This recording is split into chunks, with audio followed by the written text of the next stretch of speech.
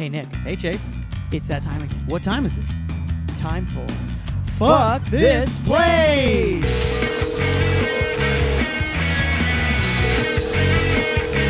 feel like that'd be Hell yeah. How is it?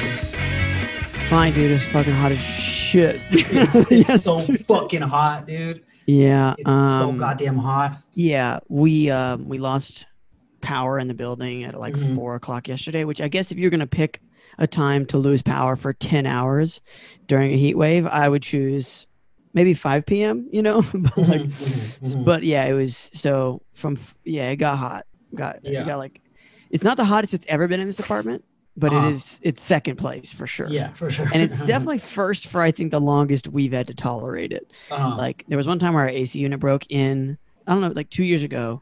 This is back when I was slinging cream. We had that big heat wave where it was like for sure like 110. Like it was like 105, like not even in the valley. Anyway, but our AC was broke, and thank God I had to be at work, and so did Anna. But she came home and it was 98 degrees in the apartment. That was the worst. But again, that happened. That lasted for, I don't know. That was hot too. Anyway, that was number one, and this was number two. So anyway, is it not? It's number one for the most recent time you were fucking pissed. It's so number one. And crazy thing is, we apparently, I forgot this, we lost power this exact same time of year last year. Really? Yeah, we think there's something going on.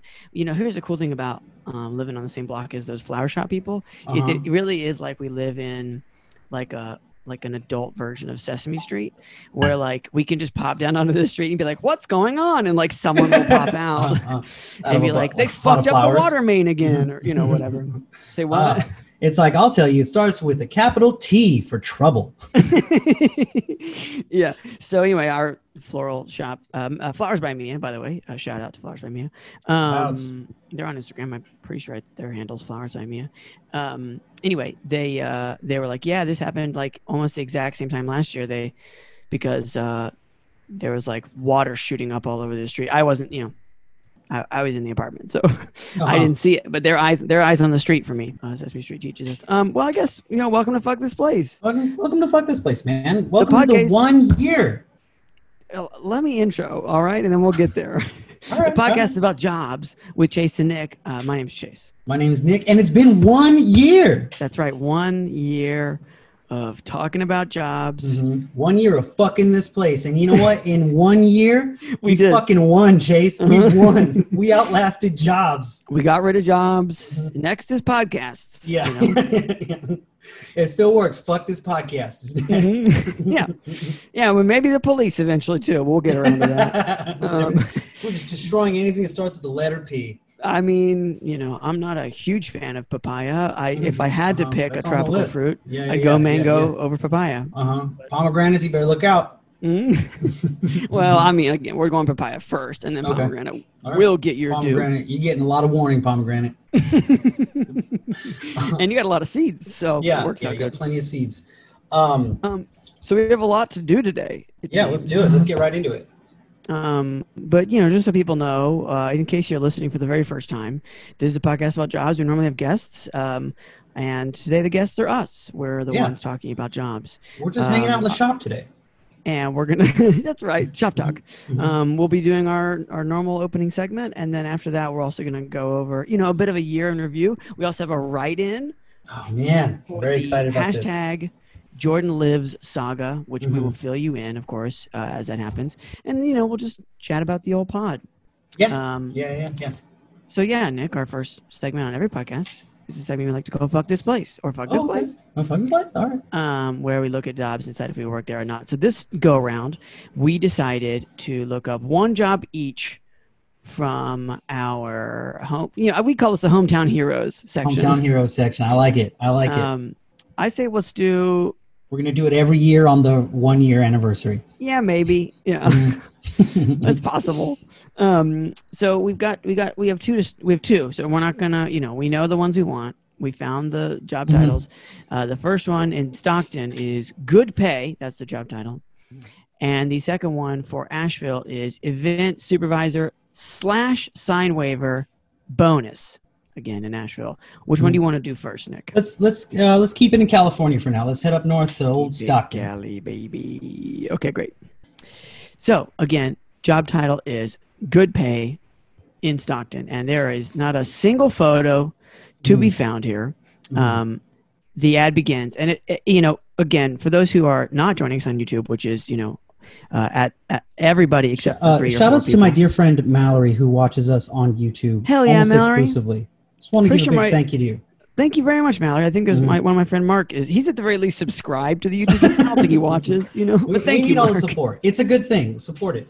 So yeah, hello there. But if you are not joining us, visually, the text in this ad looks like a E.E. Cummings poem. Like it's very broken up. It has a beauty to it as well. Yeah. The spacing reflects the gaps in the teeth of the person who wrote this. Okay, yeah, sure. We could go with world-renowned poet and scholar, or we could go with missing teeth. But that doesn't mean that those two things are exclusive. So it begins. Title is Good Pay. Am looking for someone to open a private mailbox. Do you think he meant I'm looking? I hope so. Yeah, right? We're going to keep going. So that's a period, and then we have a line break, and it says, so that I can use their mailbox for 1 month. Their mailbox. My mailbox, I think, is what you're going after. Yeah. Next sentence, I don't have my IDs. Sounds like a different problem you have. Seems like you might have been mugged recently, or maybe just dropped your wallet somewhere. Then we get 2 breaks, so it's almost like this is another, this was the prologue, right? And then this is the real meat of it. All pay you cash, ALL, pay you cash. Gotta be aisle is what he thought he was saying. Gotta be aisle. Okay. Then we have... I'll pay you cash. Then it says $150, and by that I mean $150 sign up front and $150 after, so total $300. Oh, sorry, I jumped the gun. Next sentence, again, 1 line down, says so $300 in total for 1 month. I keep the key. Is the next line. And then again, there's only 2 more lines here. It says, and you get paid, period, for 1 month, period. Line break. Let me know, period. Please text me. Please text me. Please text me. And that is the post. Wow. First and foremost, this feels super illegal. Whatever. Got to be. This guy's like, I don't have an ID. I assume it's at a gas station somewhere. But you see what's at a gas station? Yeah, it's just like I think his ID is at a gas station. I think it's definitely like there next to like a pager that hasn't worked in 15 years, 16 years. I think still buzzing though. Yeah, still just occasionally buzzing. Why doesn't he have a mailbox? See, that's the thing. I don't think that he doesn't have a mailbox. I think that he needs another one. He needs a separate mailbox because he needs an additional mailbox. I think, and again, I do think you're right about the IDs. That like it is for sure. It sounds like a separate problem. And I also think that not only is it a separate problem, and you shouldn't mention it because it's relevant, but if for some reason you're doing something legitimate, which there's no way that you are. I don't. If I'm a person. You don't need to tell me that. If I'm actually a nefarious individual, a bad actor who's like, I don't give a shit. I don't care whether you have IDs or not. I care whether you have $300, $150 up front, $150 after. Do you think? Do you think he's like, because I can't get a PO box because I don't have my IDs? Do you need? I would assume, do you think he's like saying this is why I can't do it myself? Okay, you know what? That's a legitimate reason why it's possible. Yeah. That's fine. It doesn't excuse him using the number 1 when he's saying 1 instead of ONE though. Or just a month. Yeah. I mean, if you're saying am looking, you might as well say a month. Might as well say am month. Just am month.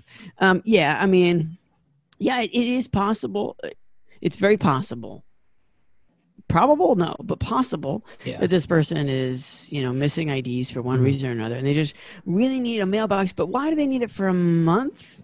Yeah, they're expecting a very big shipment. No, a small shipment of something that fits in. Real quick though, like, also, if you can't get your own PO box because you don't have your IDs, like, it's just like, I understand that you're saying, hey, I'm a normal guy. This is why I can't do this thing I need, right? Yeah, absolutely. It's like, but what the fuck happened to your IDs? Like, it's like really that you throw yourself back into the weirdo column by having lost your IDs and like still being like, no, before I get my IDs, I need a mailbox. Yeah, and the other thing that's super important to mention about this IDs is that it is plural. ID. It's not like I don't have my driver's license or like my passport expired. Right? It's like I don't have a single marker of my identity available to me because I honestly have never applied for my own box at like a UPS store or an actual post office, but I can't imagine the bar is particularly high. I would imagine that it is at most 2 IDs, like a driver's license and a social security card or whatever. Yeah, student ID. Student ID. He's got his junior year student ID. You just go to a photo booth and you have 4 pictures of yourself and you write your name on the back. Places you hang out. The Gap. Front of mall. But yeah, so the fact that they are missing plural IDs, again, at the minimum, they are in a very distressed situation. Yeah. And also, again, I do think that, again, if this is a legitimate situation, this for sure should fall into the category that we've met more than once, which is you don't got a pal that can do that for you, bud. Yeah. Yeah. You don't got one friend who you can ship one thing or a month's worth of things. Yeah. To. I was trying to figure out how he might have lost his IDs. I initially thought street race, Fast and Furious style. Tokyo. But like Tokyo Drift situation where he's like, I'll bet you my IDs, and I'm like, why the fuck would I want those? But then the guy still beats him. He's like, well, give me those IDs. Yeah. But I also think that like there's a fair chance that if he thinks of the last place he passed out, whatever acquaintance that is, underneath that couch. I have a strong inclination that his IDs are underneath that couch. You're absolutely right. It's entirely possible that the IDs are within arm's reach and this person is just not reached. I think the other, again, possibility is that I guess they're giving that as the reason. This is the linchpin here to say, this is why this is okay for you to do for me, The other possibility, of course, is they do, in fact, have their IDs and they just want you to have a PO box where they can get packages of cocaine for a month. Yeah. Which seems, I would say, just as likely. Yeah, like a little baby. Because another thing that's super important here is the I keep the key element, which is like not only like, yeah, you're doing this, but like, don't you dare fucking touch my box. Like, I'm paying you $300. Get the hell out of here. So yeah, that's another reason why I think that there's. Does it cost? How much does it cost to open a private mailbox? I don't know the answer to that question. I would. We could probably Google it. From the 300. Because if it's free, then it's 100%. He just doesn't. You need an ID to open a mailbox. It looks like just as again quick Google results saying as little as $19 or as high as $75. Okay, in Stockton just depends on 19. Yes, I give it 20. $20. It's California after all. So yeah, I think that at the very least they're pretending they don't have IDs and they want you to just get blood bags. They want you to fuck off for 30 days after you help them. Sure, and $300 for what appears to be not a lot of work, but the problem is, you're getting pinned for this. Like whatever bad thing is this is coming back to you. They're getting caught for sure. I mean, again, they're on Craigslist asking for this. Yeah, it's not even like you don't have a friend. It's like you can't even ask around for this. You can't even hang out at the post office and ask someone to do this. There's got to be plenty of people bored in line looking for $300. Exactly. So you get, this person's going to get caught. And when they have, and when they find just like a burlap sack full of human teeth in the delivery section of the post office, because they can't even fit in the box because it's so big, just full of teeth, then it's coming to you. They're going to come because it's going to be registered to your address. You do have your IDs. Yeah. And then, Hank or whoever this person is, just walks away, fistful of teeth. Fistful of teeth. I'm going to say fuck this place because I don't want to hang out with this guy 2 times. It does. Seem like, and it does seem like these, like once you do the swap, he's going to be like, well, do you want to play darts or something? Yeah. I definitely don't want to see this person. I would say fuck this place simply because you say you're going to see this person 2 times. I think, this person's asking for you to text them. I think they're going to text you, middle of the job, so to speak, just being like going good, and like, I don't want that. I don't want those notifications. And they're all going to read like this, they're all going to be sort of some sort of like meth poetics. Yeah. Poor man's Matrix kind of thing. Sure. Yeah, I just don't want to get a text from Hank. Yeah, I don't want anything to do with this guy. So we'll say fuck this place. Okay. Post number 2 is in my neck of the woods, Asheville, North Carolina. Land o' Sky, they say. Land o' Sky. That's what they say about Asheville, Land o' Sky. Oh, nice. Which is dumb because, like, I would say that Kansas is a lot more sky. If you live Texas got a lot of sky too, though. A lot of sky in flatter places. Anyway, so our post title is Event Supervisor / Sign Waiver, bunch of asterisks, bonus, and then we have an image here, and it is, I would say, some pretty good looking clip art. I would say this is no longer Microsoft 97 clip art. This is like Adobe Illustrator looking clip art, and it is a white man in a very sunburned white man.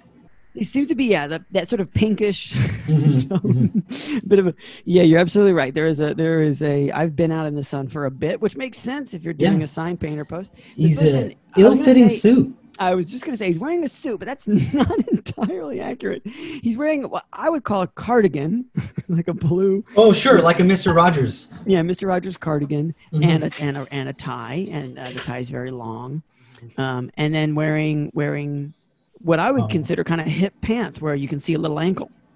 Yeah, I was going to say sweatpants that don't fit, but cut off sweatpants. But I feel like the new thing is where I'm not in this camp, but I've seen like skater kids wearing like Dickies again. It's been a while since. I was gonna say, but I was gonna Dickies. I was gonna go with, or even like cholo shorts where they cut them off. Okay. Like I want to know how high these socks go up. That's a good point. These go up to the knees, we don't see any ankle, and of course just a simple shoe. And then of course it's obviously high noon because there's a shadow directly underneath. Oh, right over him, just cooking his ass. That is where the sunburn's coming from. And then of course there is a sort of generic sign, but I'm kind of impressed by how right they got the fonts and the lettering of this sign. It just says store name, store closing, everything must be sold this location only, and it is I should say, massive sign. It's got a big old stick, and that stick is as thick as this person's little skinny. It's a small tree trunk that he's holding up, and it is taller than him. And don't get me wrong, I've for sure seen that. But I've not quite seen the girth that this. How tall do you think this guy is supposed to be? 6'5"? I was gonna put him around 6. Just 6 foot. 6 feet. Well, I was gonna say he has to be above 6 feet because he has obviously trouble with pants that fit him. Yeah. I have friends who are tall. A friend of the pod, Jeff Zinasek, he's almost 7 feet, and he doesn't have a single long sleeve or long pant that fit him. I think you're right. He's over 6 feet. And I think 6'5" at the least. Otherwise, you don't run into problems around 6'2". This man is clearly having. This guy's got a lot of issues. He's trying to smile through them, but he's got some problems, man. And I also there's also a name and a phone number. But one other really small thing. I don't know if you can see this. It's like someone was in the middle of illustrating this, in Adobe Illustrator or Photoshop, and there's a text layer they forgot to delete, and it just says text. Yeah. That's one of the things that shows up whenever you hit, Control T and you start a new text layer. This is you don't think that's like a dog whistle to like Epstein or anything? I mean, no, for sure. I mean, let's never rule out, Ghislaine Maxwell's acquittal, but nonetheless, I would at the minimum consider it just a touch sloppy. Okay, and then the post begins. Reliable person needed to run a small crew of sign waivers. Supervisor, and that's in all caps, by the way, which, okay, that makes sense. Sorry. Then next line says, supervisor wanted to run a small crew of sign holders. Yes, you just said that. The supervisor is also required to hold a sign during their shift. Fuck. If I were looking for a sign holder gig, which, I am not, but if I were, and there was a supervisor role, I would be selfish enough to think, well, boy, wouldn't it be nice if I was just a supervisor and not a person who does it? Yeah. Wouldn't that be the best sign holder gig? Would be a person who's like, well, listen, I'm a dispatch for sign waivers. But we need a sign. Yeah. Yeah, not so lucky. Must be available Saturday through Sundays. Saturday-Sundays. Could have just said Saturday and Sundays. There's only 2 days. Requirements. Cell phone with data. That sucks. That you have to use your own data, by the way, to send and receive text and pictures. Red flag pictures, by the way. Good communication skills, punctual, and then able to staff sign holders for the position. Important. This job requires 2 people, 1 supervisor and 1 sign holder. The supervisor holds a sign as well. Yeah, they're really drilling in on this one. It is the supervisor's responsibility to hire/bring a +1 as a sign holder. A date?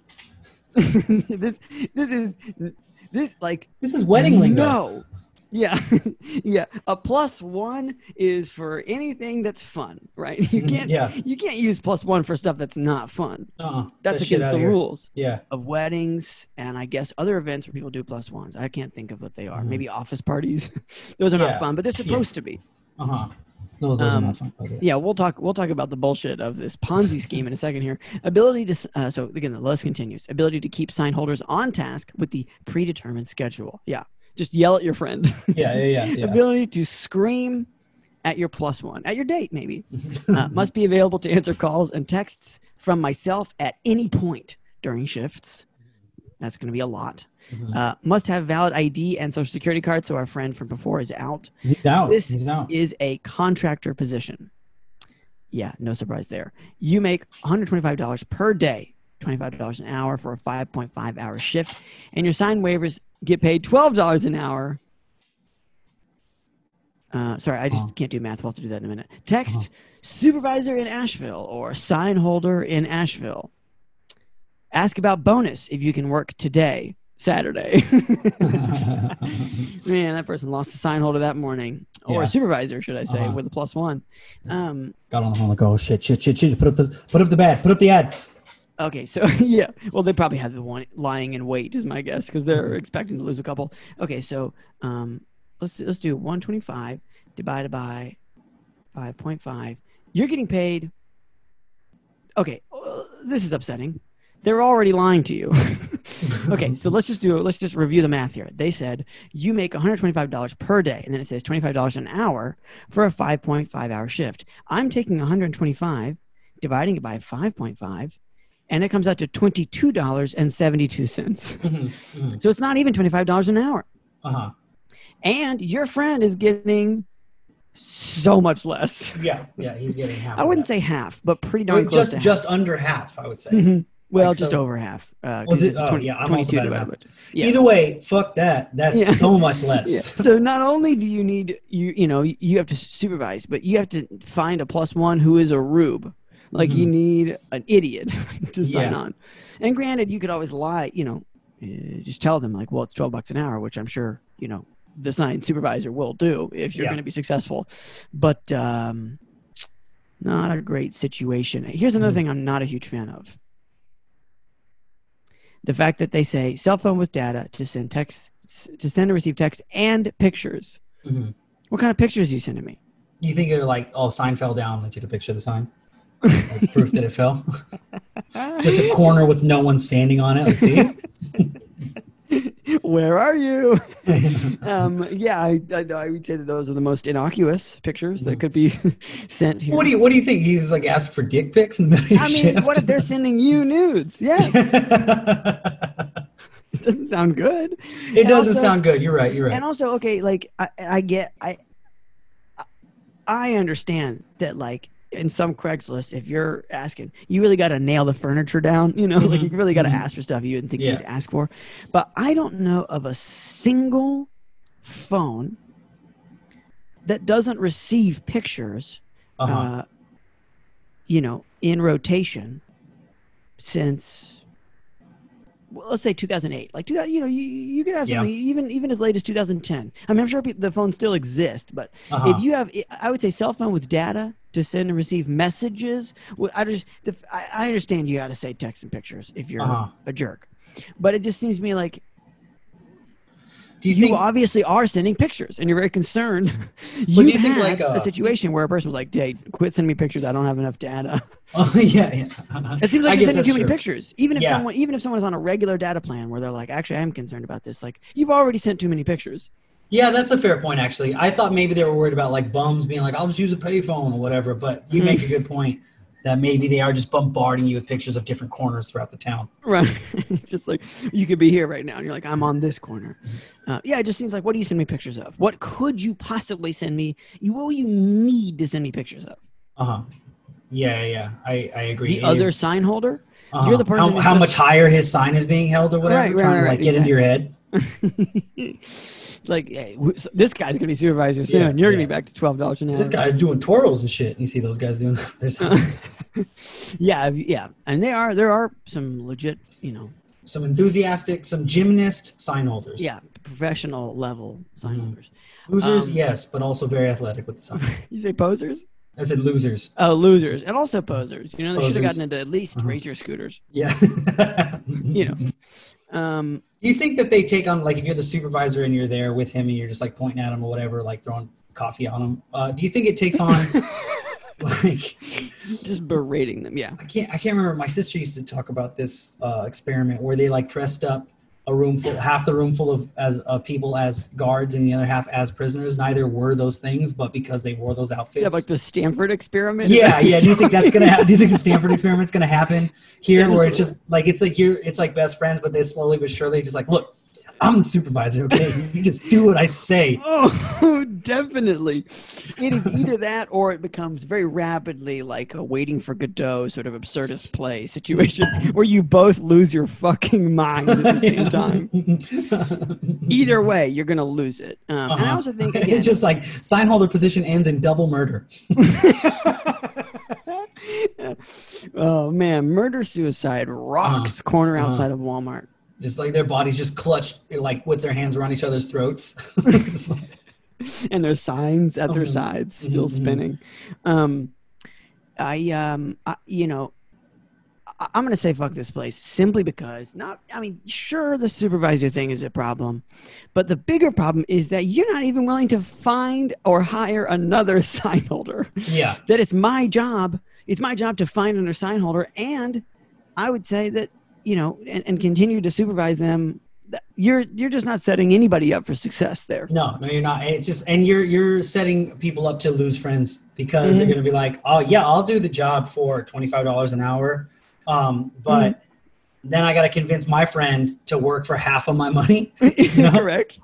Well, also, like, maybe what this person is doing is maybe they're hiring as a game as many supervisors and subordinate pairs as possible, you know, because somehow the math works out where it's like, if I hired a bunch of $12 an hour people, I'd have to supervise them, or, you know, I have to send all of them pictures. I just want to send one guy pictures. I don't know. It just, again, it seems like the person who wrote this post is very much trying to gamify this whole thing in their favor. And, you know, sign flipping in a game. It's just holding a sign, bud. It's a lifestyle. It's a lifestyle. And maybe when you go to the skate park, everybody makes fun of you, but it doesn't matter because you're going to get sponsored one of these days. One of these days, you're going to get sponsored. It's going to happen. Yeah, I'm out too, just because, like I said, it'll ruin friendships. And also, that guy is just cooking in this picture. I can't emphasize enough. Why are you wearing like those heavy clothes, my guy? Well, he's wearing a wool cardigan, and dark, like almost black slacks. So just heavy. No wonder he's showing some ankle. He's got to let something breathe. He's got to let some heat out somewhere. Yeah. All right. Yeah. Fuck those places. Fuck those places. What's up, everybody? What's going on, guys?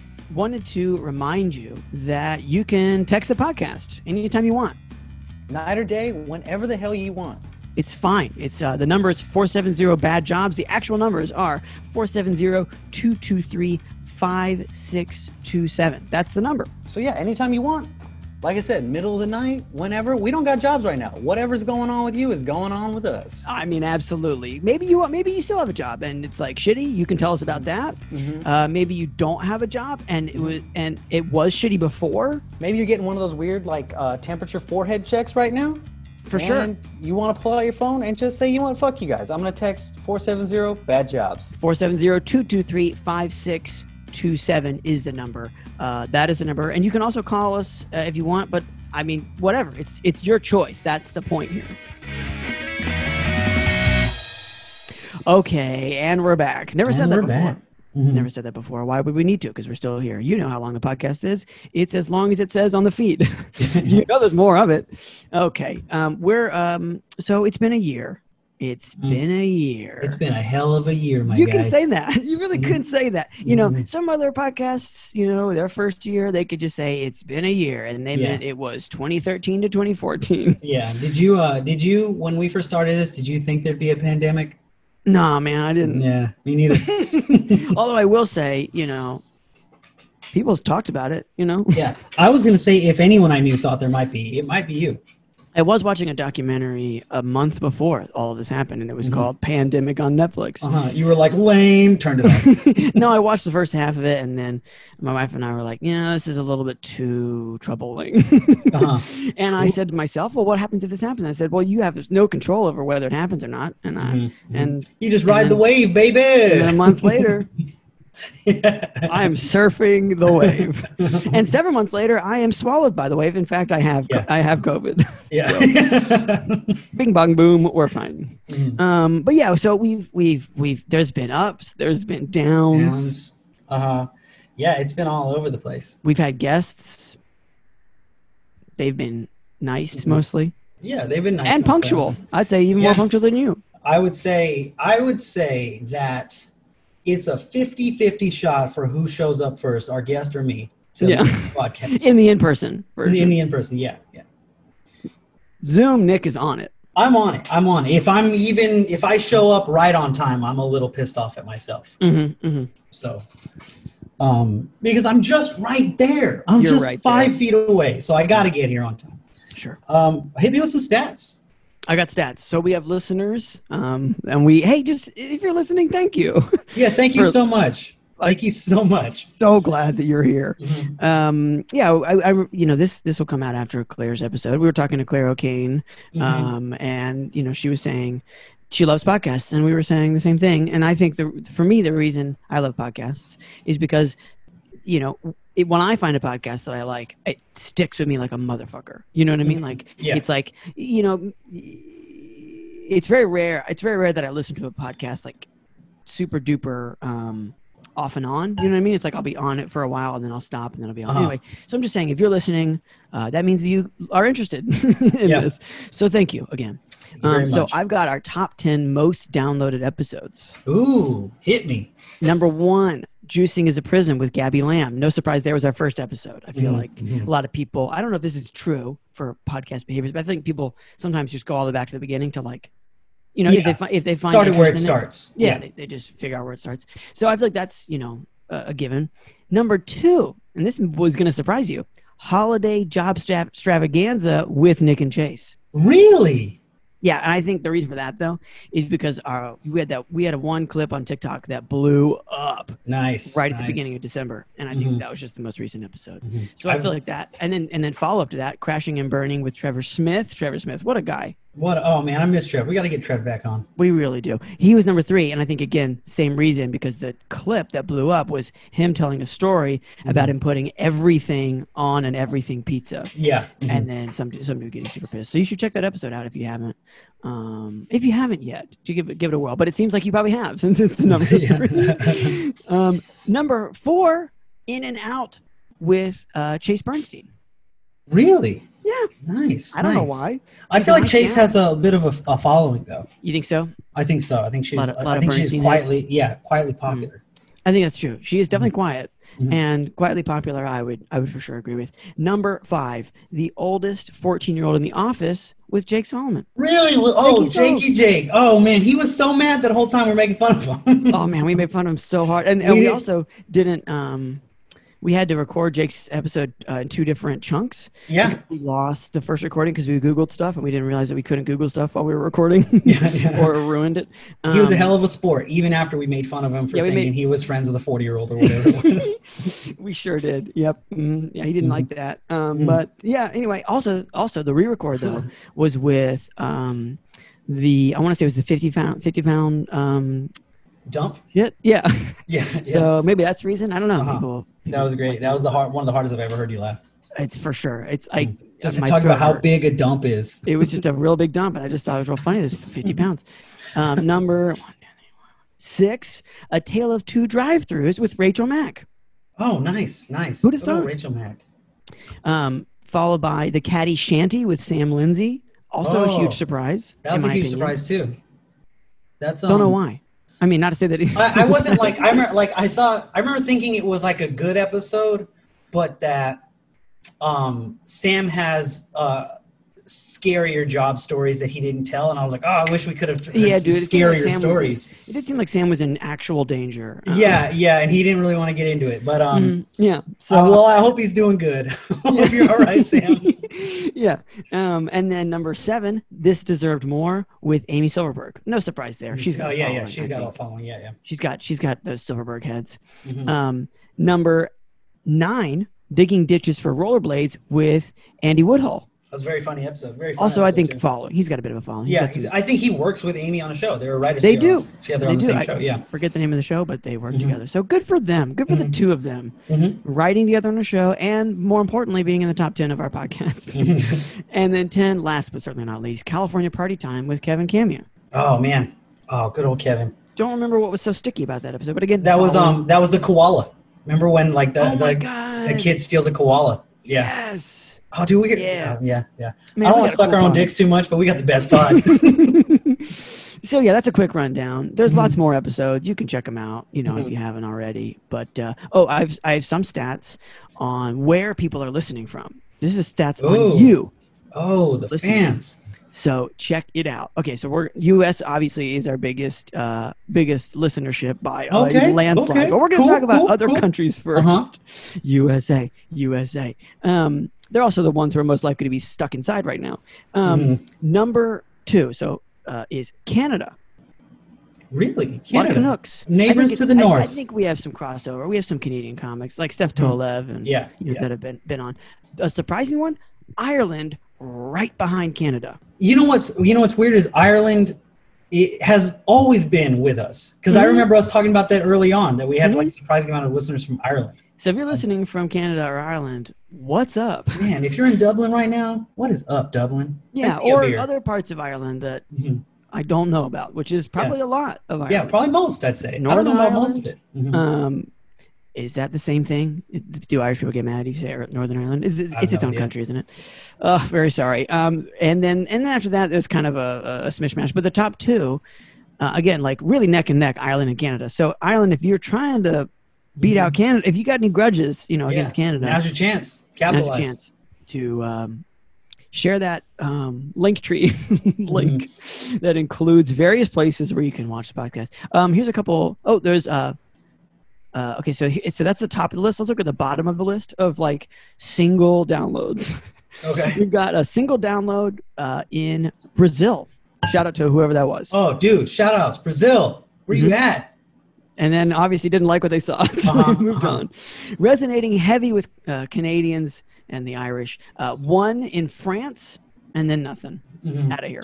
So a lot of Canadians, big booty Brazilians, not into it. That's not our demo. Also, one in Turkey. Oh no, Turkey had 3. Sorry. One in Iran. So you know. Oh wow, we're in Iran. Well, we were, and then someone downloaded our podcast, and then they got in big trouble. And FBI just kicked their door open. Yeah, like, you're not listening. Fuck this place, and that was it. yeah, exactly. State-sponsored violence, state-sanctioned violence. Okay, so let's take a look at the U.S. real quick. Number 1, no surprise, state of California. Oh man, shout outs. Bong, boom. My favorite state. Home state for old Nicky here. Number 2, North Carolina. What's up, and then a couple of other stragglers. Texas is number 3. I would have guessed that. I love Texas. We like Texas. Hashtag Jordan Lives is there. So maybe, you know, I would hope that by now that we're starting to see some graffiti that just says hashtag Jordan Lives under like overpasses and stuff. Like Camp John. But if not, you know, you still got time. Tennessee. That's another one where we're getting that's right behind Texas. I wonder if that's anything to do with Steve Everett. He's from Tennessee, isn't he? That's for sure, but Steve Everett's episode isn't even out yet. Well, it's not out by the time it's recording, but it will be by the time that this episode comes out. Yeah, no, there's just, I think it's also North Carolina. Like, Asheville is only an hour and a half from Tennessee, you know, so, you know, I'm sure there's some folks from that region. A couple other shout outs. We got, again, this is top rankings: New York, Oregon, Michigan, Virginia. Thanks for listening. Yeah, love you guys. Georgia, Illinois. There's other states, obviously. The only state that we have not been listened to in is Idaho. Okay. Fuck that place. Actually, don't fuck that place. Idaho's super cool, and I would love to go. Yeah, I really want to go to Idaho as well. Yeah, Idaho's pretty cool, man. It's like, I think the problem is people say Iowa, and they get lumped together, and they are not the same. They're not the same. Idaho's got some fucking cool ass mountains. Nebraska, nobody. We don't fucking need them. Iowa also. So all the I's are taken. And Arkansas, which take it or leave it, I don't care. Yeah. And Maine, they're too freedom loving to even just put Maine. It's like where all the Stephen King stories take place. I'm not into it. No one gives a shit. Bunch of weird shit going on. They're dealing with like demon clowns or whatever. Yeah. Giant domes. They always got mist and stuff, and yeah, it's just dumb. Dumbass shit. That's you. That's the listeners. Thanks. Yeah, thank you so much. Again, that's pretty awesome. You know what I was looking up, what I was just kind of piecing together from all of our data is, Chase, what do you think is the worst industry to be in as far as what our guests have said? What's the worst? Type of job you can have? Before we even had guests, I would have said food service for sure. Now that we have guests, I would say it's a toss up between food service and retail. Ooh, my guy. I broke it down a little bit differently, but the worst type of job you can have, food service. Food service. More guests on our show hated food service than any other, but not by a big margin, very small margin. By one interview, it's the food margin. A bit of a Canada Ireland situation. Yes. And underneath it, and I had a few things together just so I could make these lists a little tighter. But underneath that is customer service, is some kind of a customer service job. And that also kind of delves into like phones, some kind of a phone call. Yeah, but customer service is different than food service. I mean, food service involves customer service, and I would even say retail involves customer service, but explicit customer service. You're saying it's food service then customer service? And then this is a surprising one because, I mean, having been an adult who's worked many jobs, I am not really surprised, but some part of my more imaginative brain would think this would have been worse. Labor jobs. We've had plenty of roofers, like foundation work, guys that busting their asses. That's third. And not by a huge margin, but still, like food service. I think that labor in particular, especially for our demographic, which is usually people who have been attempting creative pursuits for some time, labor is a bit of a whoopsie. You know? Yeah. Most of the time, it's sort of like I bet you I can do that. I'm salt of the earth. Yeah. And there's a big fat fucking no, you know, in many cases, 8 or less hours into the job. Yeah. I after that is some kind of like I said like a babysitting and or coach, like some kind of job where you're basically supervising kids in some way. Yeah. That's the next one. I've had all these jobs. Yeah, and then below that is an intern or an assistant. Those are the most complained about jobs. Then we have just some single stragglers in driving, but this isn't a single straggler, but I'm saving this one for last because I thought this was the most interesting. The one single company that's been mentioned more than any other company. Correct. Macy's. That is the single worst place, according to our roughly 50 guests. Now, survey of 50 pseudo creatives. Yes. The one company that has come up more than any other place, both in first and worst jobs, is Macy's. That's correct. Which is crazy because anyone who knows me knows that I've been an avid fan of the store of Macy's since I was a kid. I just love it. And it's just been hell. For a long time. To find out that Macy's has been treating my people like this, you know. And they really have. Yeah. And they really are, and they're part of a bigger like theory thing that I've kind of been taking some notes on. By the way, you know, again, if you're not joining us on YouTube, right behind Nick is like a big pegboard. It's just like full of notes and like I'm just wire. Sweaty. There's a single light coming down. He's got a fedora on. Yeah, one of the evil things about Macy's, and just another theory that I've gathered from reading over our guests' answers and stuff, is a huge problem in this country is credit card debt. Correct? Right? Oh boy. And okay, so the federal minimum wage in 1950 was 75 cents. Oh, this is fun. I like this. So it's 75 cents. If with inflation, it should be to this day, it should be right now, $10.75. That should be what the federal minimum wage is. Got it. Right? Got it. It's not. It's $7.25 more, basically. Yeah, it's $7.25 though, is what it's 70% at, of what it should be. So that was in 1950. Why did I pick 1950 as the day start? Because 1950 is the year that credit cards came out in America, and by 1958, Amex was kind of up on their feet. That's when they were starting to be like the big deal that they are, right? So as credit cards have increased, the minimum wage has dropped. Like, I mean, don't get me wrong. It's at some point in that turn. We're not economists. Yeah. At some point in that turn, it started to become more about credit cards than about paying. Wages. Right. And so. It became about your ability to pay rather than paying itself. Yes. And so why I think that's like fits back into like the Macy's or whatever is when we talked to Chaz Hawkins, he talked about how, and this is all like, any store in the mall, basically every their credit card. American Eagle, like every fucking store. They'll push their credit card, right? So what like with the Chaz episode, he was talking about how they would try to push credit cards on homeless people. Yes. So it just yes, he was. Yeah, and it's just every place. They used to try to get me to sell Victoria's Secret credit cards. Just like you were in the back. Yeah, and I was in the back. You were just trying to sell them. You were selling them to just bras. You know, like, hey, bra. We're trying to bring out pink sweatpants to old ladies. That's all I'm trying to do.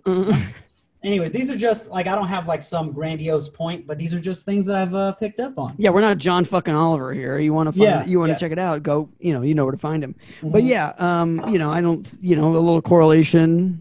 Maybe a little causation. Just think that even like the point, I guess maybe the point I'm trying to make is that even in the very worst of jobs, it is a priority to sell people credit cards. Correct. Perhaps even because it is the worst of jobs that they require you to sell credit cards. Yeah, fuck Macy's for sure. I cannot say that I had the same rosy-eyed view of them. I also can't say that out of my back. This whole year, a year of pulling knives out of my back. Just thinking about all those Ralph Lauren polos that you can't buy. All those Adidas basketball shorts. I can't. I won't say that it broke my heart. I also won't say that I had really any opinion or thoughts about Macy's prior to this podcast. But now, fuck them. Yeah. I don't know. All the way. Get out of here. And yeah, I tell you what, if I wasn't thousands of dollars in debt, I'd leave them too. If I wasn't headed there this afternoon to get a pair of pleated khakis. Yeah. I will say that, Macy's are, they're more of a city store. I didn't grow up around Macy's. That's another reason I've never had a thought about them. For me, it was like in Stockton, we had a Macy's, but we also had like a Mervyn's. And then, we had our JCPenney's. Sure. And we had these other stores that I always thought Macy's were like the nice version of that. That's what they were trying to be, yeah. Yeah, and then so I think I just never got that out of my head where I was like, whoa, we're going to Macy's. Shit. Yeah. I have to wear a suit inside. They sell real watches there. and they'll replace the batteries in these. Yeah. Not a selection of 2 Casios like at JCPenney's or whatever. No, for sure. That's always been my perception that Macy's was the fancy. But having now been in more city Macy's, they're a war zone, Macy's. Yeah, they are. They're pretty bad. They are pretty bad. The one I went to in the Glendale Galleria, I don't know, before the pandemic, obviously, I needed some new work pants or something. And it was like I was in a Ross Dress for Less, when you go into Ross and it's just like sort of like different towering volcanoes, like sort of dormant volcanoes of piles of clothes. Yeah. And you're like, who is any of this for? Yeah. Anyway, I went to go to the changing room to Macy's and you couldn't physically see the door to it. There's so much racks of stuff that somebody at some point was going to sort. XL flannels. XL flannels. A lot of, what was that? Dockers. Yeah, plenty of Dockers. Brand. And you're like, who do these fit? Why are they this shape? Yeah. Don't know. Couldn't tell you. Dockers brand jeans, the Wild West, really. Yeah, I remember, now if I walk into a Macy's, most recently I should say, last time I walked into a Macy's, it did feel like walking onto the set of a Terminator movie. I was just like, oh my God, you're waiting for like a kid to go running away from a robot. And you're like, oh yeah, this is right before the apocalypse. Yeah. This is what clothing stores look like. Well, in the section where I was looking for pants, I could not find a goddamn pair of pants that fit me. Like not even like that fit me, but like that were my size to try them on, And there were these 2 ladies that were just chatting the entire time. One of them was talking to the other about how she could never gain any weight. And I was like, all right, listen, humble brag over here. But they were just folding clothes. It was like they were 2 robots in WALL-E, like tasked with cleaning up the apocalypse. Like they're just sort of working like there's no speed to what they're doing. And obviously it's mode. Yeah, they're never going to get anywhere, but here they are folding pants. Yeah. So I feel for them. I feel for everybody at Macy's. Yeah, I feel for the people at Macy's because half the time I don't even think they realize they work there. Like they're kind of like they look at their like ID like, oh shit, yeah, okay, yeah, I'll look for those for you. Yeah, they just come to a certain region of the mall. Yeah, and hope that no one bothers them for however many hours until they can leave. That was some stats. That was some stats of the 1 year. We are, we're definitely not hard on math here. No. Fuck this place. But economics, nothing. It's nice to get a little. It's just kind of like take tally on what bird's eye view. Yeah, exactly. Do you want to ask questions? I got questions. Right. Let's do some questions. Who's your favorite guest? Oh man, that was my first question too. My favorite guest, and I think I've probably said this before. I think Greg Edwards was one of my favorite guests. Really good. He is just like such a. What's that episode called? Do you have that on hand or no? No, I don't. I'll look it up. It's You Could Get Punched in the Face with Greg Edwards. Yeah. So download that episode. I just liked it because I think Greg's just like a pretty just a chill dude, and I just loved his arc of that it ultimately crescendos with him threatening to beat up his boss. I thought that was really good. I thought that was really good. Greg Edwards is up there for me. This is not my favorite one, but I really did like our coronavirus special where we brought Jason Webb back just because we all talked about whether we were going to get it, and I said I for sure was, and I for sure did. So Jason was daring it. I remember that episode. I think that's he sure was. Yeah, and he's changed his tune since then. If I recall, in the conversations I've had, with him, I would say I did really like oh man, I just had it. Oh, the Keith Johnson episode. Oh, that was a fun one. That was a lot of fun. Because his like stuff. I think. Oh, I'll find the title. But just his stuff. Florida Wildlife with Keith Johnson. It's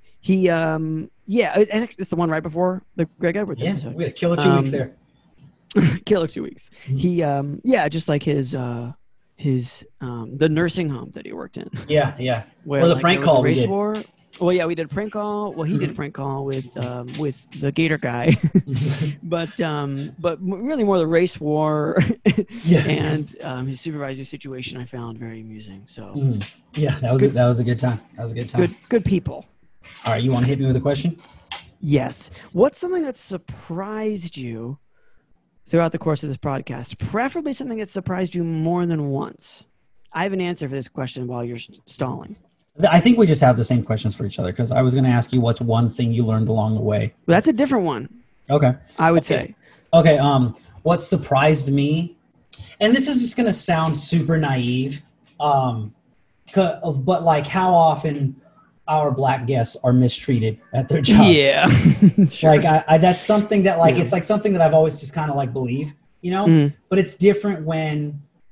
We seldom have guests on this show that like neither of us know or that like neither of us have any like real relationship. So a lot of just some inside baseball. I do a lot of the booking. So we'll talk about that. And so it's like a lot of these guys are my friends and I bring them on and they just all like have casual stories of being accused of stealing or wrongly fired and stuff like that. Yes. It's just something that I always kind of know, but it's different when you're like, oh yeah, let's talk about when you were a kid. Oh yeah, that was okay, cool. And I mean, same goes for most of the women guests that we've had. Yeah, sure.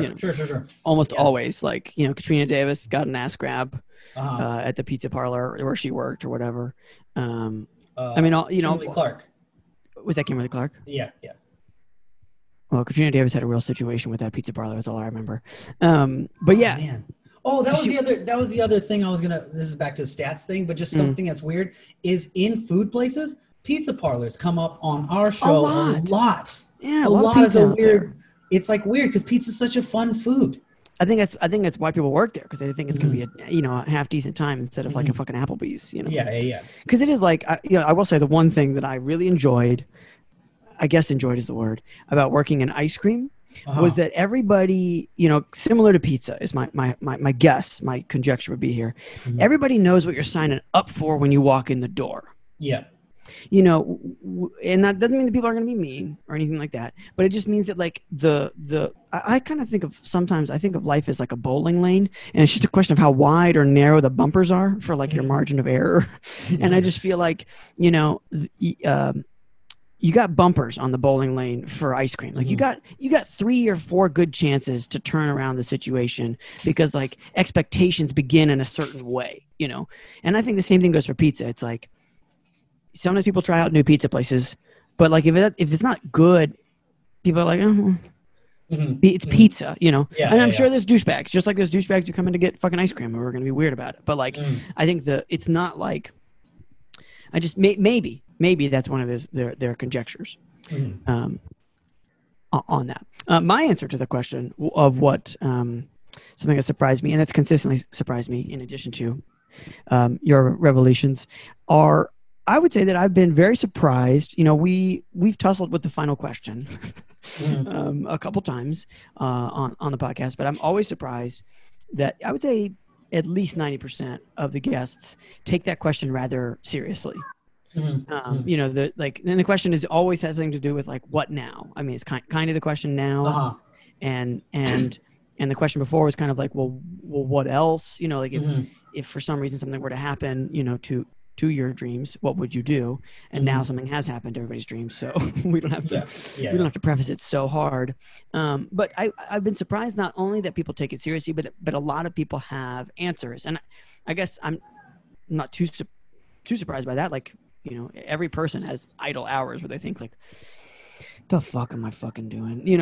But I have been very surprised by the diversity of responses. A typical one I think is like a Steph Tolev or a Rick Wood response, which is like, I just want to go in the woods. I don't really give a shit, which is like, that's fine.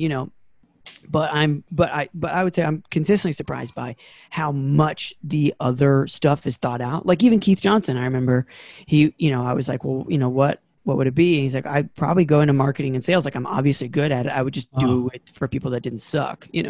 And it's like, yeah, and sometimes people are already involved. Like I remember Dave Ross, his was, look, I did computer programming. I'd probably go back to computer programming. It's fine, Yeah. So, sometimes the answer isn't like particularly, what's the word? Like not articulate, particularly like, I can't think of the fucking word. It's not like, there's not a ton of detail to it, but it is still like, it's still been thought out. But then some people like Lydia Popovich, she was like, oh, I have a whole thing. I'm working on it now. I'm going to go to Tennessee, going to start a hemp farm. It's fine. It's going to get legalized in a certain amount of time. I'm going to be one of the advocates for it. Maybe I'll run for Senate. Who the fuck knows? Yeah. Ali's is fine. Ali's is fine said. I think I might consider running for office. I've never, ever considered that. Ever. Running for office? I've considered, I know one person that I'm like, that dude should run for office. Like I would vote for him. And I think that like, I would even help this person, run for office. It just doesn't cross my mind that often that like, that's a thing you can do. And that I know people who could want it. You know what I mean? Is it Newman Wolf? No, fuck no. Sorry, Newman. No, I would never. No, it's one of my friend from high school. His name's Ollie. He's like a lawyer, but not like a shitty one. And he's just incredibly smart. Like he's just so fucking smart. And I'm just like, this dude really should be explaining the whole world to everybody. And I would support Allie too. I think. Don't really know what her platform is. Don't even know what my friend Ollie's would be. But I'm just saying that that I've been consistently surprised by the things that a lot of people have in their back pockets. Yeah. I would think for me, like, because that's probably the same answer I'd have. Is just like how ready they are. So I don't want to piggyback too much on that answer though. I would just say another alternate answer for me is. How often, and it's also probably my favorite thing about the podcast is, but how often we tap into a memory that a guest hasn't thought about in so fucking long, because you would think that you would always, not like you're talking about it every day, but you should be able to queue up your worst job, like instantly. It seems like if that's the worst thing that ever happened to you in this arena, that you'd remember it pretty quick. But it's amazing to watch people like go, oh shit, that's right. There was a dude there. Yeah. He never wore pants or whatever. They have some weird they unlock thing. The safe sort of bit by bit. And so that's my alternate answer, because mine is also like their final answer is my most surprising. It's always a surprise. Always a surprise. Okay. My last question I have for you is, this is kind of like in the way of our third question. When, let's just say when all this Corona stuff blows over, or maybe if it's easier, like hypothetical, if it was all gone tomorrow, what is the first thing you would do if the world went back to normal tomorrow? The first thing I would do? First thing you would do to tell yourself like, okay, I'm back. I guess I'd go see a movie. I mean, I don't really honestly like see a lot of movies, but I will say that, it's something you never did before the pandemic. That's true. That's not true. I mean, I did see them, but the last movie I saw before the pandemic was like probably Knives Out, which is like 3 months. That was a good movie though. It was a good movie. I live in Los Feliz in Los Angeles, and my wife and I chose this neighborhood because it's super duper walkable, and we live in a studio so that we can afford living in the neighborhood. But there's a movie theater literally around the corner from my apartment. I mean, there's two, within walking distance, and especially in the summer, it's an incredible respite to go into an air-conditioned movie theater and watch a movie. So yeah, I guess I'd do that. Nice. You? I just go to a bar and get fucking wasted. I just go to one of my favorite bars here in LA and just get fucking wasted. You have a favorite bar? I think, or a list? I have a couple. It's not a short walk, but I can walk to Sunset and Vinyl, and that's a bar that's like too expensive and like kind of up its own ass. But it's also a bar that I've never seen anyone in there that I know that I wasn't going to see.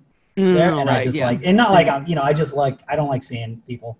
Sure. I like and that sounds so fucking snobby of me, but that's just I get really. And more in a city full of people, you want to control what people you see. And they let you pick the music, so. Oh, that's nice. Yeah, just go there and just get fucking smashed, my God. Man, I wish I had a favorite bar. I don't really have one. The bar across the street from your place is the Study, very nice. Yeah, that's an all right spot. Yeah, no, for sure. I think I went there. Is that the Study? Is that the one that has the TVs? The sports no, TV? That's the Public House, which is right next door to the Study. Oh yeah, the Public House. I went there with Trevor, and we watched the Raiders play the Lions, and we didn't have fun. I kind of hate that place. I mean, it's nice, but yeah, it kind of sucks though too. It's just too many goddamn TVs, and I'm personally, I get going to watch a game, but if you go and there's not a game on, or it's not a game that you're interested in, like I can't not watch TVs. Yeah, like 9 TVs showing you stats. Yeah, it's too much brighty-brights and bling-blings. So yeah, I guess I do that. I have a question, and I think this can round out our questions. I think we should answer our final question. Oh yeah, because we've not. We ask you all the time if the world gets, essentially the new question, which is the old question, is everybody's dreams are on pause. Especially the version everybody held of those dreams is sort of not even artificially on pause, just sort of actually on pause. If those don't get unpaused in a meaningful enough way, whatever that means for you, like what else you've been thinking about. Not necessarily like what other track. It doesn't have to be another track. Just like what are you thinking about as far as how the COVID thing pans out? I think that I'm one of those maybe go into the woods guys a little bit. Like I don't necessarily want. I don't really want anything more from a big city. Sure. Like that I wasn't getting before this in terms of comedy or whatever. And so I think for me, I'd like to go to a more quiet, woodsy area. And probably, I don't know if that necessarily means I'd move out of California. I think it's very, a lot of people think it's really cool to say that you're moving out of California, And who says that? Do people think that?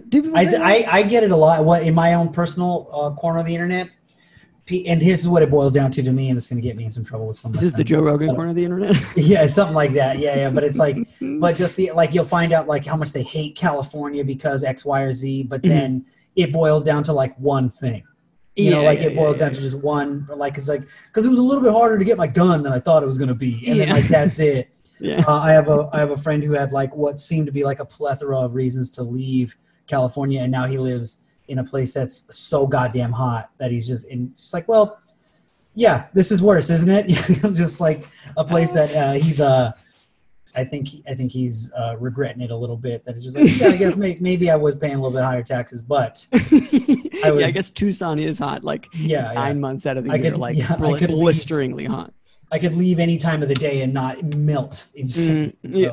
Yeah, for sure. Yeah, but yeah, so anyway, so for me, I think I just go out not into the woods. I would just find a more quiet town, and I'd probably, I love music. I love playing music. I won't act like I'm some whiz, but I am pretty good at my guitar. And that's true. Nick can slay. I can slay a little bit, and I pick up other instruments. I think a little bit easier than maybe other people might not. So I'd love to, in this hypothetical, I'd love to just go teach music somewhere. If I could just go there, fucking work a driving job. I'm really good at driving jobs. And I would just do that for a few years while I figured out how to become a music tutor or whatever. And then I do that. I have a friend who teaches piano. I mean, he loves it, and he's extremely good at piano. And he's just I just show kids the magic of music. And I used to really get down on myself about this, but it's awesome. And I was like, fuck, that's cool, man. What about you? It's interesting, quandary and conundrum. And this is one of the reasons why when people talk about the woods, I really push them on it, because I feel like I've had the woods in a variety of ways. I come from a small town with a lot of woods around it, a lot of mountains, beautiful fucking place. But that place in particular is very much a gilded cage. It's like there's really not any other industries other than serving people who come there. And those people, most of the people who come there, they have just, basically just slightly better paying jobs in slightly bigger cities. That's it. But it's just their weekend, so they're there. And then, in a similar way, like I feel like I actually had to some degree, like a chance at multiple chances at the woods, like right out of college, I went for, I did a lot of trail work, a lot of like environmental, like service work and stuff. And like, I know people that like continued on that track, or in like environmental education or whatever, and I realized that I couldn't take those tracks because I cared too much about performing and I didn't really know why or what I could do about that. And so you think wherever you'd go, you'd start a play? Well, that's the point. I feel like I remember saying this with Steph Tolev is like, I could move to Utah, and I would fucking love it, but eventually somewhere I would be like, do you guys want to run a talent show or something? Like there's something about me that likes not just, I think there's something about it. It's not just me performing. It's also the performative space. Like, my end answer is going to kind of in some ways contradict this, but anyway, like my brother's like a pastor, basically, not to like a specific church, but and to me, I kind of view what I used to do and what part of what I used to do and part of what he does as the same thing. They're a gathering of people that always have, if you have a church worship service, it always has the same elements. You know what I mean? Like a sort of, here we are, everybody, we're gathering, we're going to do this. We, participate, as a group in these ways. We have individual contributors that are going to do this.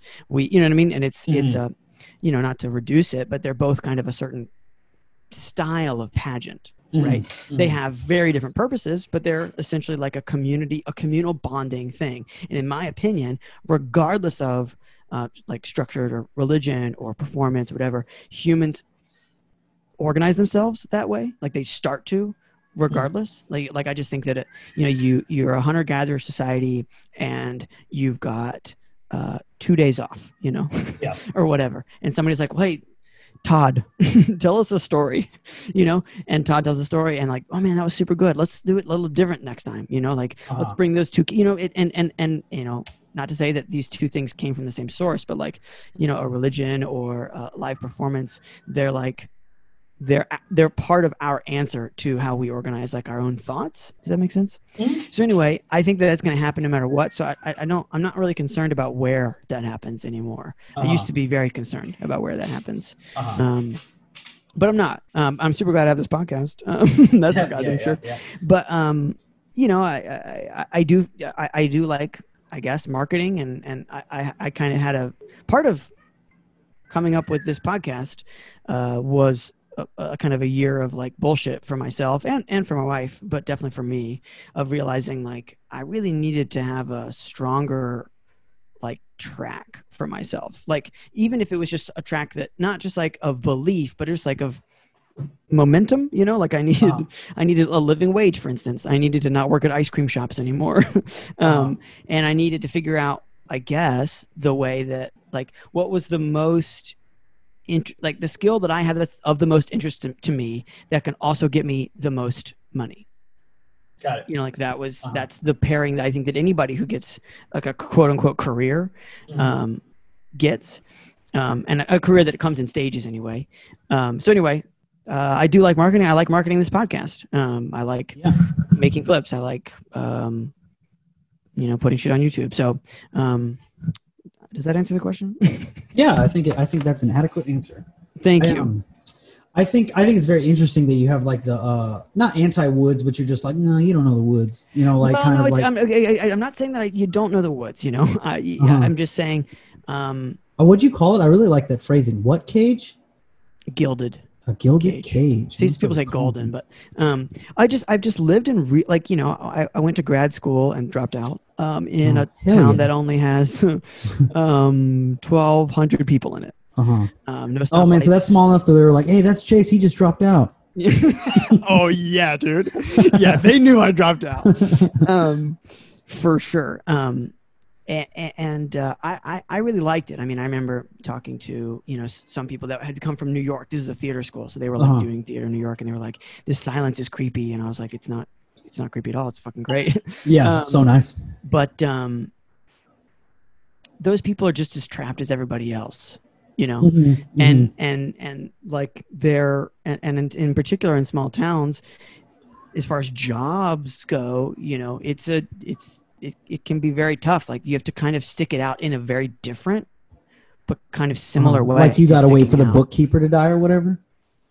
Yeah. Oh yeah, for sure. I mean, that's another thing that happened a lot in Nashville was, some of the jobs, I wasn't looking for them at the time, but people that I knew, it was such a livable place that people wanted to be in that people would they would keep jobs for a really long time. They would keep jobs at lower wages because they were just glad to live in Asheville and not Charlotte, for instance, because they're just, like towns like Asheville, towns like Austin, I mean, those kind of like, and Austin is for sure bigger than Nashville, but Boulder, it's also getting a lot bigger, a lot faster. For sure. Those towns at the beginning of their kind of stages of that growth, like early Austin, my guess, similar to Asheville, in that like people for a while are kind of willing to put up with the town, right? Like in order to be there, and then I kind of realized, oh, that's everywhere. Yeah. I was gonna say that's very similar to a relationship with any big city. Mm-hmm. Yeah, because that's how I feel about LA. Is like I don't hate LA by any means. I actually am probably one of the people that likes it more than most people like that live here. But I also high percentage of me is just like, well, it's just where I got to be. Like it's like for sure. Well, I mean, I used to say to people like, if you want to be a miner, you don't move to Milwaukee. You move to fucking mining country. Yeah, you want to be creative. Like theoretically, there is an actual like measurable thing where more creative people show up. Or more intellectual, or whatever the skill set is, even mining or woodworking or whatever. When you have a concentration of those people, like everybody, it is a rising tide. Everybody, for some reason, gets better, and it's because they are both competing with each other and exchanging ideas and all that shit. And one of the reasons I left Asheville in particular is it's a retirement town for most people. And I don't mean to shit on the people that I know who are still there. I know they're actually working really hard at staying there, like, and they believe in that town. But like, I got really tired of like people, just like thinking everything was so goddamn cute, and like Los Angeles is not a town that people think is cute. There are definitely very cute parts about it. And one could argue I live in the Asheville of Los Angeles.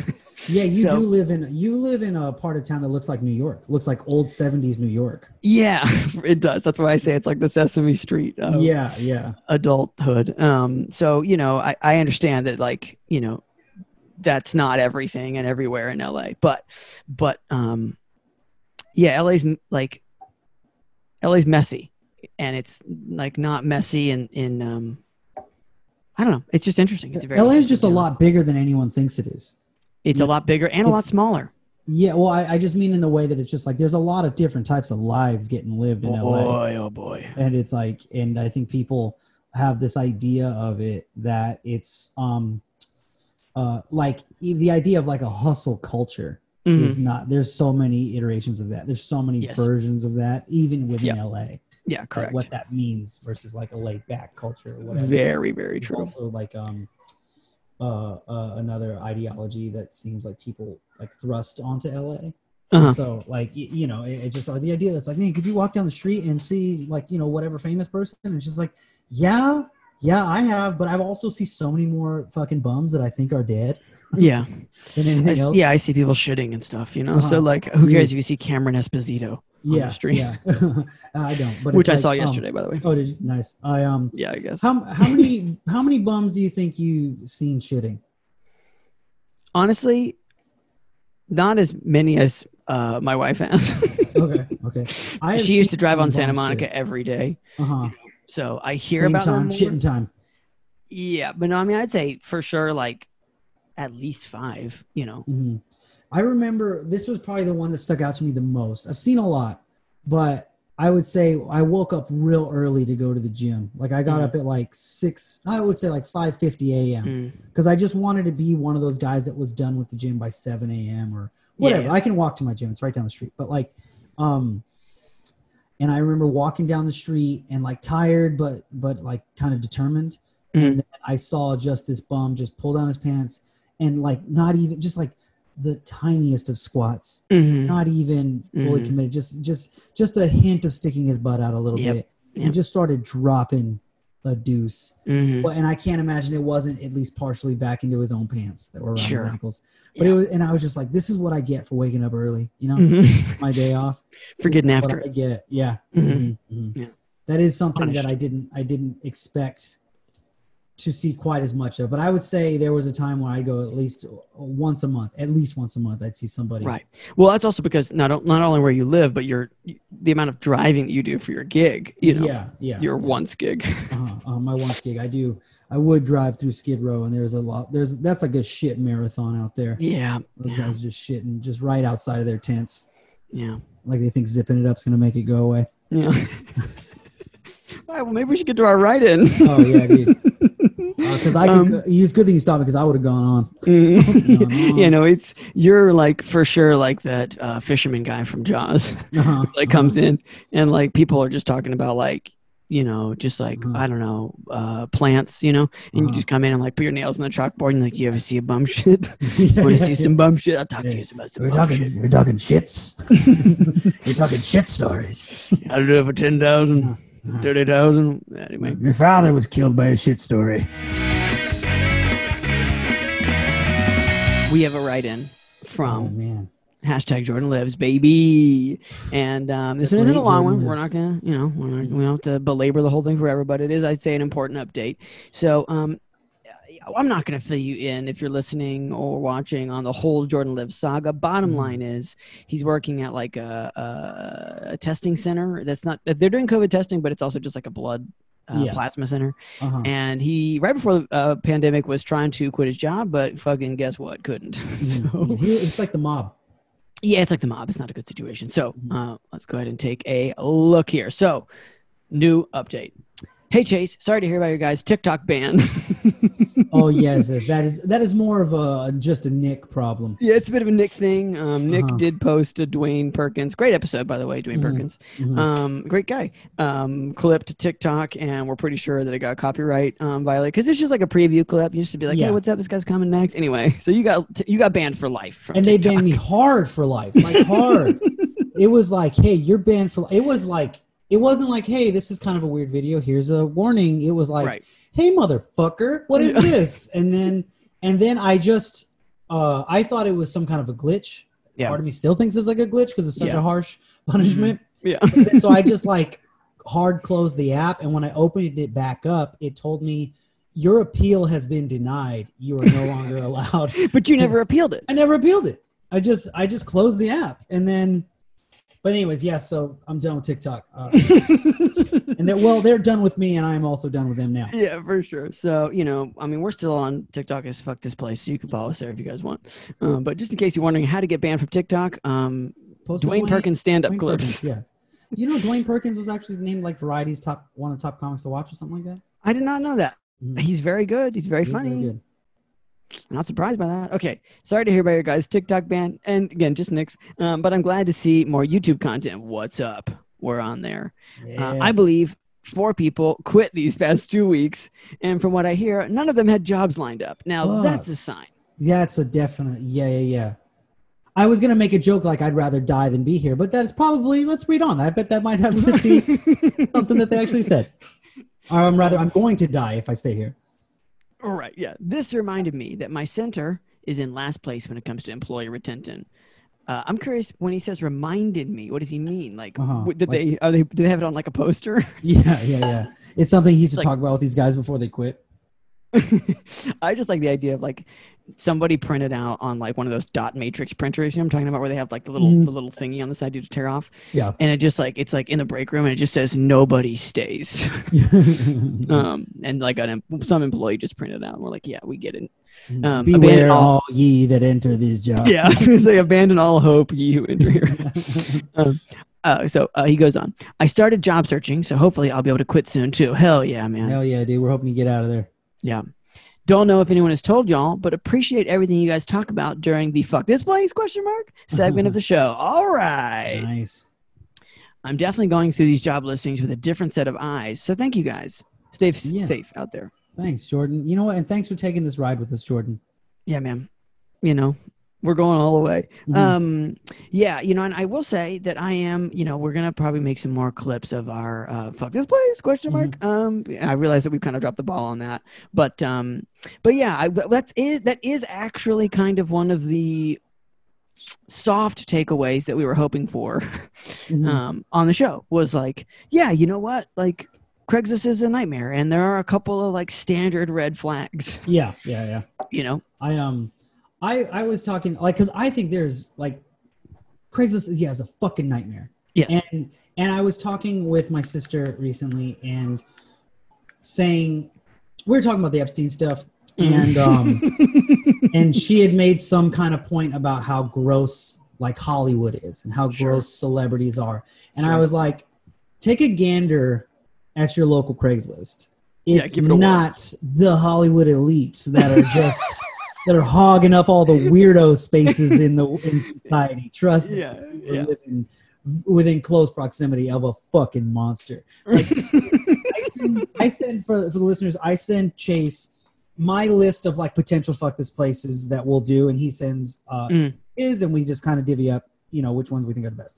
Yeah, we vote essentially. Like we try to do 3 and 3, and I pick ones I like of Nick's. Nick picks ones he likes of mine, and then we decide on what the 3 of the list is going to be for the guest, so that we know that like they'll be all, no matter what, it'll be interesting. Yes, and so, but I get to the point where I almost always end up sending Chase at least one creepo clip because for every potential like, oh, this is kind of a funny, weird, random job, there's like 6.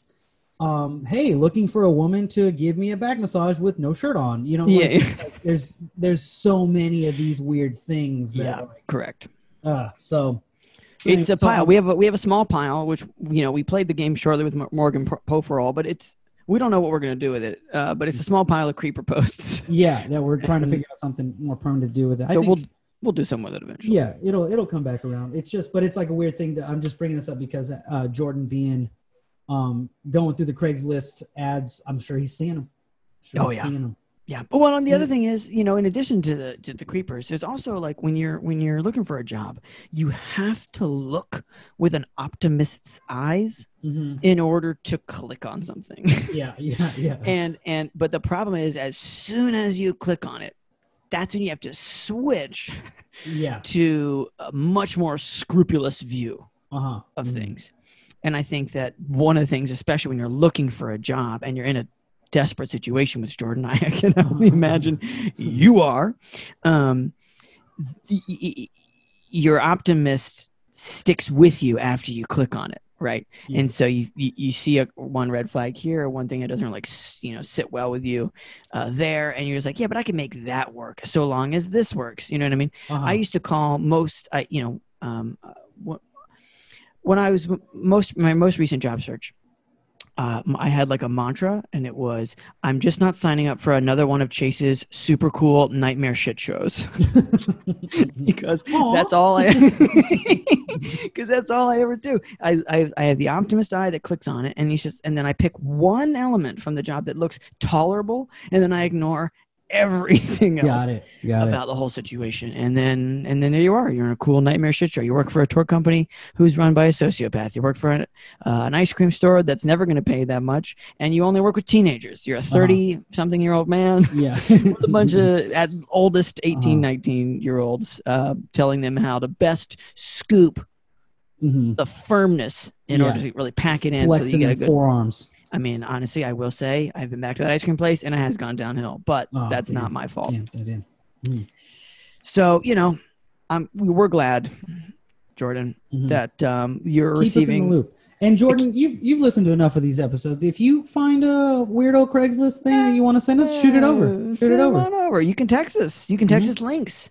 By the way, we should say that before we leave here. You can text the podcast 470 Bad Jobs. It's the numbers in the show notes. You can text us if you find weird job postings. If you're looking for a job and you're having a tough time, give us a shout. Yeah. We're always there. And thanks so much again, everybody, for listening. And for those who are watching, again, thank you for those who are watching. We're all just very glad you're here. Fuck this place. Thank you from the bottom of our hearts, and fuck this place.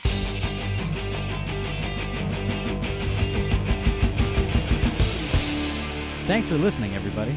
Yeah, thanks for listening. Don't forget to share the podcast and subscribe. You know the drill. If you have a write-in, the number is 470-223-5627. That's 470-223-5627. Again, thank you so much for listening. If you really want to thank us, leave a review somewhere. That would be nice.